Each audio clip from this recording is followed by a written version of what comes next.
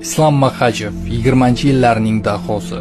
Yengil vaznli jangchilarning hozirdagi jiddiy muammosi. Stoykaga stoyka, kurashga kurash, hech birida bermaydi yon. Bu kechish tafsidan yengil vaznda qolganlarga qolmaydi non. Islom Makhachev o'zi qanday jangchi sanaydi? Hammani lol qoldirding jang yakuni yetgan payt. Yo'q, sen yaxshisi bo'shashdingdan qayt, aks holda bu vaznda jangchilarga nom bo'lmaydi. Sen bilan raqobat qilgani boshqa jangchi qolmaydi. Dustin submissionda, Alex esa knockout.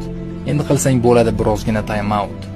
Keyin balki o'tarsan katta vaznga, 2 kamar orzudir har bir jangchiga. Arman Sarukan ham navbatda turibdi. Endi nima ko'rarkanmiz, submission yoki knockout? Yo'q, bunaqasi ketmaydi. Janglarda raqobat bo'lmasa ular qiziq bo'lmaydi. To'yib janglar ko'rishga muxlislarga ber imkon, aks holda yaqin yillar jangchilarga imkoniyat bo'lmaydi. Sen bilan raqobat qilgani boshqa jangchi qolmaydi. Islom Makhachev 20-yillarning dahosi, yengil vaznning eng katta muammosi.